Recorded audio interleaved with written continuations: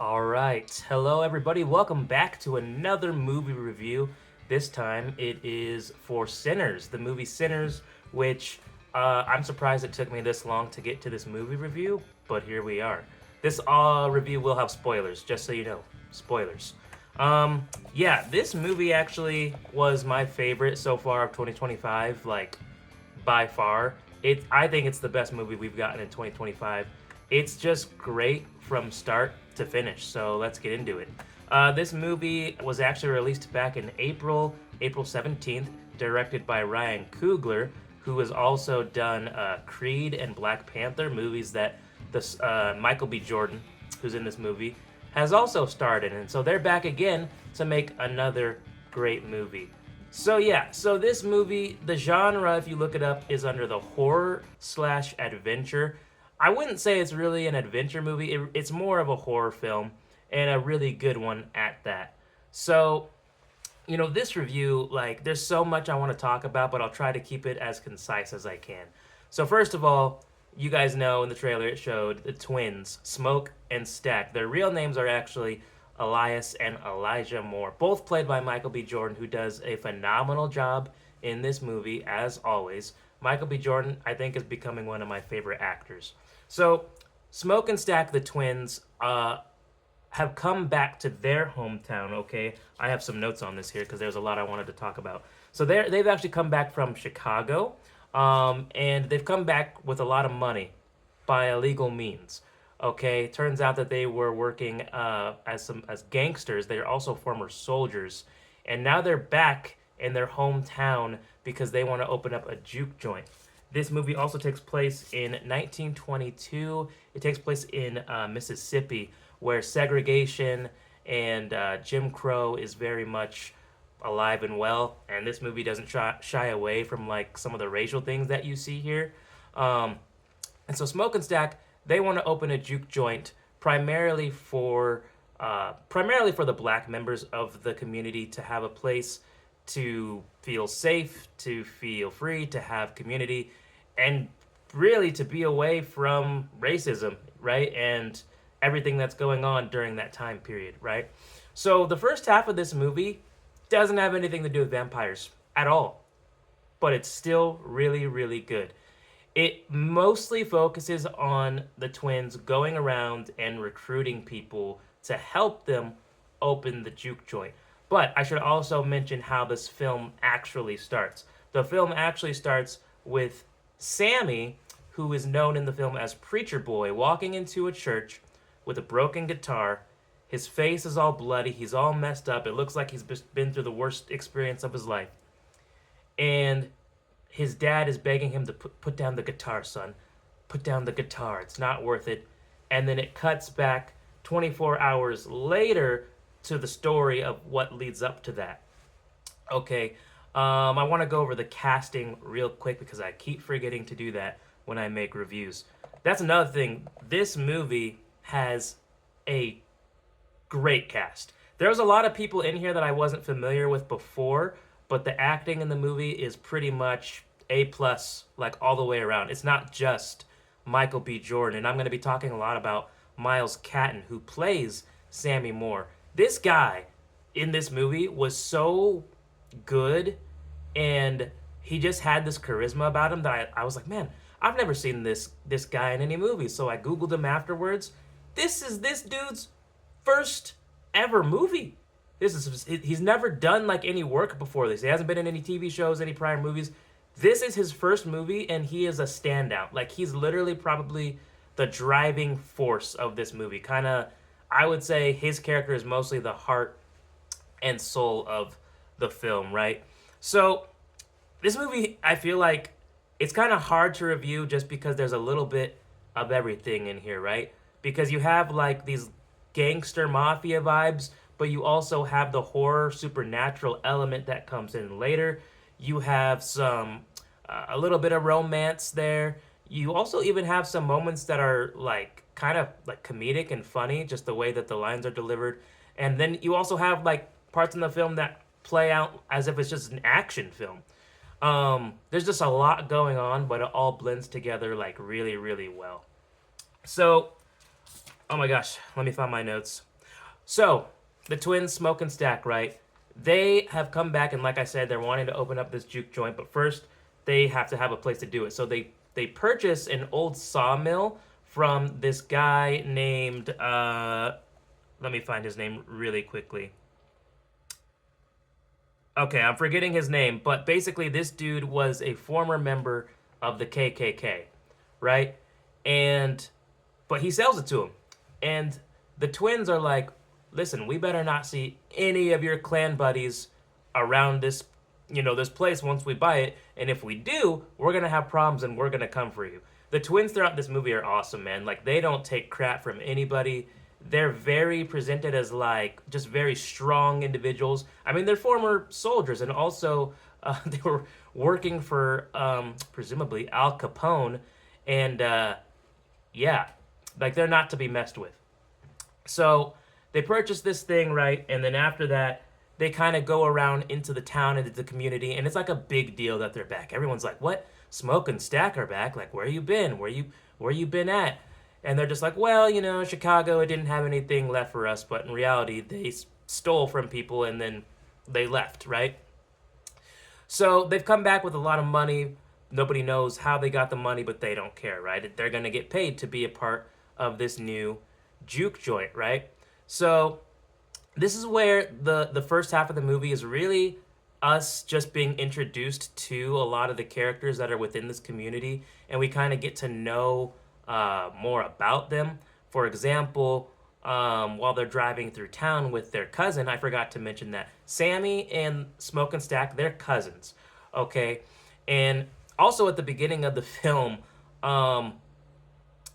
Preacher Boy Sammie, his dad tells him, like he's trying to tell him, don't be hanging around Smoke and Stack, and like you need to just do your chores, read your Bible and stay out of trouble. But Sammie doesn't want to. He plays blues music and he wants to spend time with his cousins. And his dad, the preacher, says, "Listen, if you keep dancing around with the devil, someday the devil is gonna follow you home," which is kind of like the first like foreshadowing of supernatural things that are to come. But while in town, we meet Haley Steinfeld's character, Mary. Oh my God, I totally said I was going to go through casting, huh? So you do have Haley Steinfeld as Mary, who is a former lover of, I believe, Smoke. Yeah, she's a former, no, sorry. She's a former lover of Stack. All right, and she's really good in this movie. We also have Miles Catton as Sammy Moore. We have Saul Williams as Jedediah. We have Jack O'Connell, who plays the antagonist Remick. He is an Irishman, an Irish vampire. It sounds weird, but it works. We also have Michael B. Jordan, of course, as Smoke and Stack. Hogwood. Hogwood is the guy that sells them the sawmill, who is a member of the KKK, but he lies and says that he doesn't do that anymore. We also have Helena Hu as Lisa Chow. She does play a pretty pivotal role later in the film. And then Yao, it just says Yao, plays her husband, Bo Chow. Some other important people, Delroy Lindo plays Delta Slim, and he's awesome in this movie. We have James Lawson, who plays Pearline, who is kind of becomes Sammy's love interest. She's married, but when they first meet, they're definitely flirting with each other, right? And Pearline tells him that he couldn't handle all of that. It's it's a fun interaction. With Omar Benson Miller as Cornbread. And then I would say another important person for you guys to know. Oh, Buddy Guy. I'll get to that. He plays an older version of Sammie. But there's kind of a rundown of the people that are in this movie. I hadn't seen a lot of them, but they're just really amazing throughout the film. But anyways, getting more into this, right? So essentially, like I said, first half of the movie is mostly just us meeting the characters. We do meet Smoke's ex-wife, Annie. He goes to visit her, right? And they definitely have some history, you can tell when they meet. He goes to her house, and they're kind of airing their grievances out with each other. And it turns out that they lost a child together at one point, and that's part of the reason that they haven't spoken in years. They went through like this really traumatic thing together. And Annie is someone that like specializes in voodoo. Like her whole deal is that she's all into like potions and like protective. There's a protective necklace that she had given to Smoke, and she swears that it's protected them the whole time that they were gone because he wore that protection necklace with him that whole time. After they kind of get their grievances out of the way, they used to love each other, so they start getting it on and they make love. And so that's how we're introduced to her. We're introduced to Mary, Haley Steinfeld's character, who was the ex-lover of Stack, and she's pissed that Stack left and, pretty much didn't say goodbye and left her behind and all this, right? And she wants to, she's white, but apparently she's like 1/8 black in the movie, and that's why she's allowed into the juke joint. So there's this really cool scene in the movie that, like I said, there's a lot of different like genres blended into this film where Stack, I believe, is the one that's in town, and he tells this little girl, hey, I need to go talk to some people. I need you to watch my truck, and if anybody stares for a little bit too long, you call my name and you let me know. So he goes in. This is where he meets, goes back to reintroduce himself to Mr. and Mrs. Chow. He says, I need a sign made for my juke joint tonight, right? They're negotiating prices. The little girl notices that someone is, in fact, staring a little too long. Turns out that these two people are trying to steal from Stack's truck, which was full of alcohol for the juke joint that night. Well, Stack comes out there and pretty much without hesitation shoots one of them in the ass and shoots the other one in the knee. And he tells them, I'm not going to kill you, but I need people to know that you couldn't mess with the Smokestack twins and get away with it. Keep in mind, he does this in broad daylight in the middle of the street, and nobody was going to do nothing about nothing because it's the Smokestack twins. And that was just a pretty cool scene. So fast forwarding now to the grand opening of the juke joint, you've got music, you have another actress in here who'd had a really good singing performance, and people are having a good time. They're partying it up, right? And this is where we start to get into the supernatural element. Now, we do see Remick, who is the main vampire, before we ever get to the juke joint. He's being hunted by, and this is how he gets introduced. He's being hunted by a vampire hunting clan of Native Americans called the Choctaw. And they arrive at this couple's home who are part of the KKK that are racists. We see their KK hat in the background. Remick, he tricks them and says he's running away from these people and he needs shelter. He'll pay them gold if he lets them inside, but he needs to make sure that they invite him in, right? So he gets inside their home. The vampire hunters are like, hey, did you let this guy who's super dangerous into your house? And the one girl named Betty's like, no, of course we didn't. Obviously lying. She also has a shotgun pointed at their head at this point. The freaking Choctaw Native Americans are like, God forbid you let this man into your home. And they're like, I don't know what you're talking about. Get off my property. The sun starts to go down and they're basically like, well, we tried to help you. You're stupid. Good luck. And they leave. So Joanne, I think that's her name. Joanne goes back into the house and she's looking for her husband, Bert. Well, it turns out Bert has been eaten and bitten on the neck by Remick. You see blood running down Remick's face. And this is kind of our very first encounter of the supernatural stuff. And so that's how the vampires first start to build, is with Remick, Bert, and Joanne. So they are called to the sound of Miles Catton, Sammie's, Preacher Boy's music, right? In this movie, you might have heard in the trailer that, oh my god, I wish I would have written this down already. Let me look it up real quick. Basically, it's that some people, their music is so powerful that it can attract evil. That it's so powerful that it transcends time. And that's what happens in this film. Let me look it up real quick. Sorry about that. But the music in this movie is really, really, really good. Um, it's blues, and so Sammie, preacher boy, they find out that he can play the blues when they're driving around town, and he was given his guitar by Smoke and Stack, so he carries it with him. It means a lot to him. He starts singing them a tune, and they're like, "Whoa, didn't know you could do that. You're gonna play at the juke joint later tonight." So he does. He gives a performance that is phenomenal. Okay, I'll tell you what, I don't get like chills very much when it comes to movies or music or anything. This, like, while I was watching it in the theater, I felt like, dude, not only am I watching an awesome movie, but just the soul that Miles Catton was singing with and playing with was so good, bro. That's when I wanted to know more about him because I'm like, bro, this guy is amazing, man.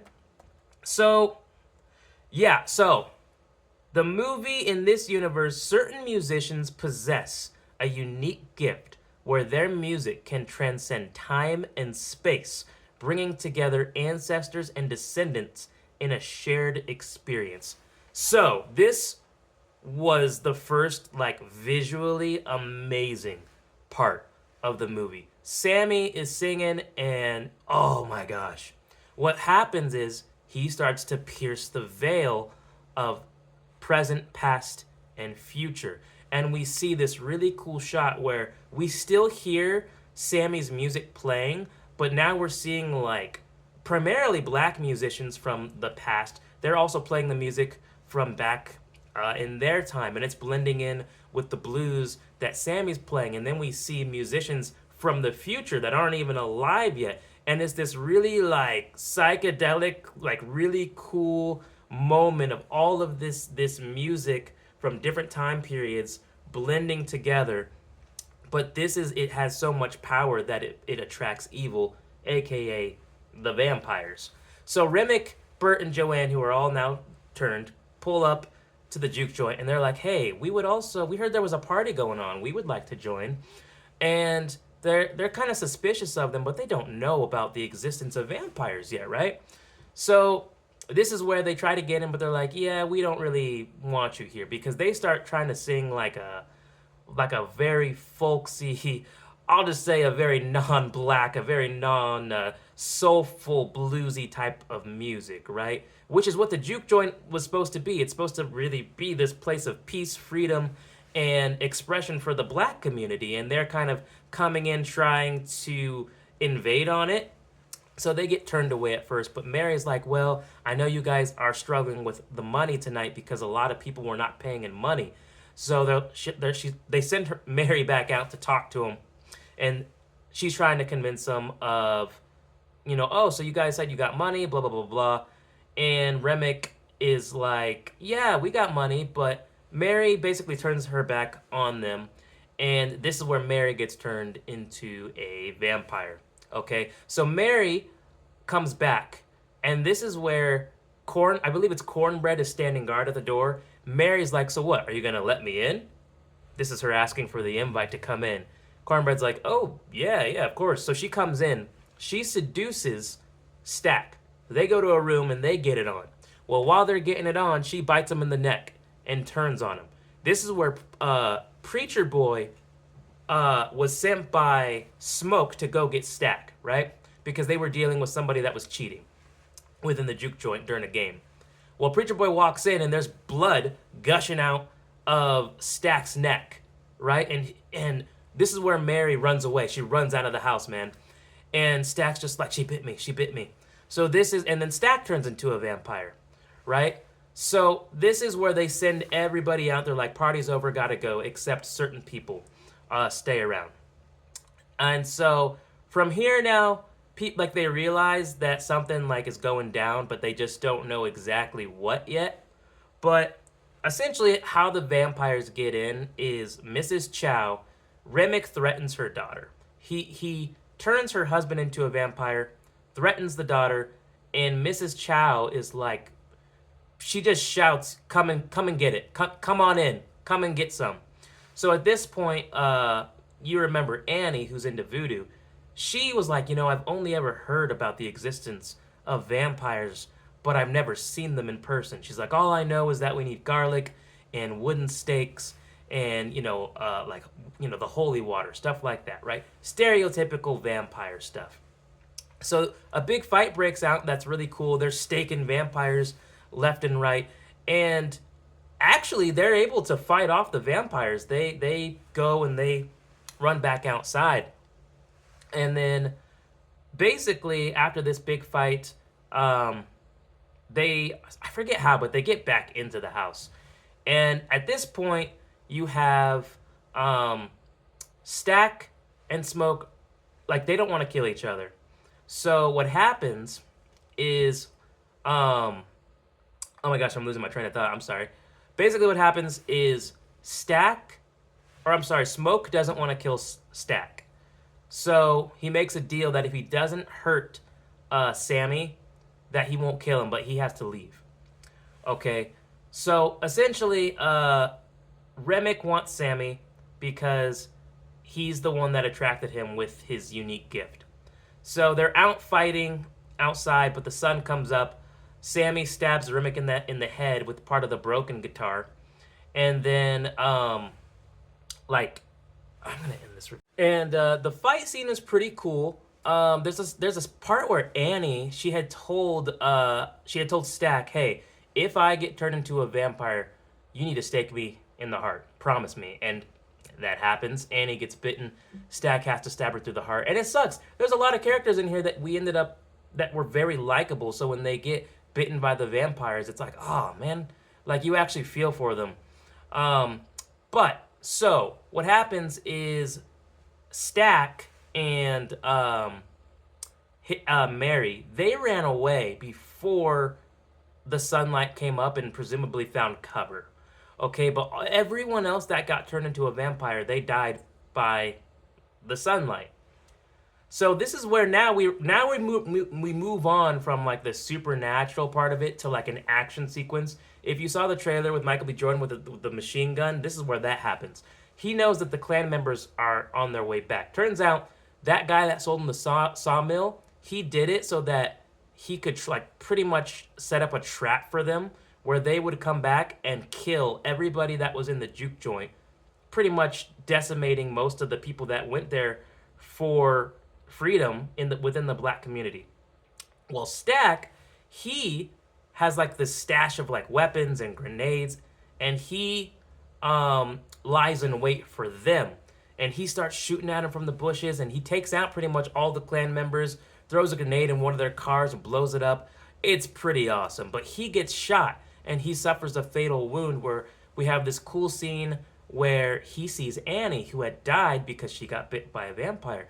But on the other side, he also sees the child that they lost. And Annie's like, you can hold her if you want to. And so it's really cool because Smoke is like, he's like halfway still alive, but also like he's transitioning now to the other side where he's going to be with Annie and his child. So the mid-credits, post-credits scene, we go into the future about 70 years. It's no longer 1922. It is 1992. And Sammie is now this like elderly, like successful blues musician. And he's at this place playing music one night, and they're shutting down. And one of the people comes up to him. He's like, hey, there's a couple people out there. I told them that we're closed, but they wanted to come in for one last drink. And Sammie's like, yeah, that's fine with me. But they asked for specifically for permission to be let inside the building, though. And that raises like red flags in Sammie's head. Turns out it's Smoke and Mary, the vampire versions. They've been living their life for 70 years as vampires. And that's where they learn that it was because Stack, when he had a chance to kill Smoke, he couldn't do it, but he made a deal. If I don't kill you, don't hurt Sammie. So they did. They stayed away for 70 years. And they basically offer Sammie, like, we could turn you into a vampire because we know you're old. Like, we could extend your life forever. Sammie's like, no, I've lived the best of my life. I don't need to do that. And so it's interesting because Sammie actually says, you know, I have nightmares about that night, but before all that, you know, the stuff went down, it was the best night of my life because I really felt free.